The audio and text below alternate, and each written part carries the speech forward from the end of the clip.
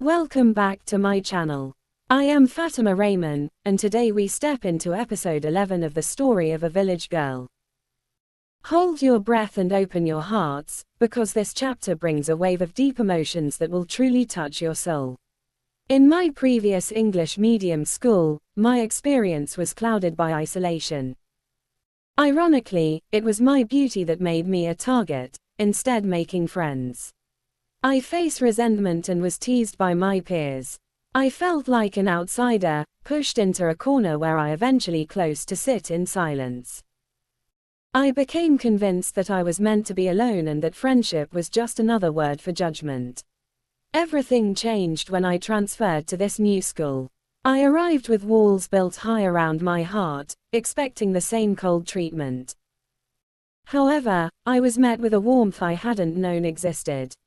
My new classmates were not just kind, they were genuinely helpful. Healing through friendship, they noticed my habits of sitting in isolation and refused to let me stay there. With patience and consistent kindness, they slowly dismantled the fear that had taken root in my soul.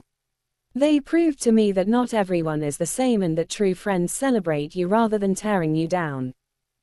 For the first time, the Mother Trump victory felt complete not just because I was in school, but because I finally felt I belonged. A tale of my despair, I was lost in joy, but now, listen to the tale of my helplessness. You stay safe and well, but listen now to the state I am in. To understand why I have reached this point to ruin, listen to the reason as I lay my heart bare before you. Just as I began to embrace my newfound happiness, a shadow fell over my school days. I encountered a senior much older and far more bitter whose heart was filled with unexplained malice.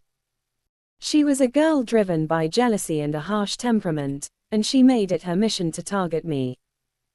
What was once a sanctuary of learning quickly became a place of torment as she constantly harassed me, trying to break the spirit my mother had worked so hard to build.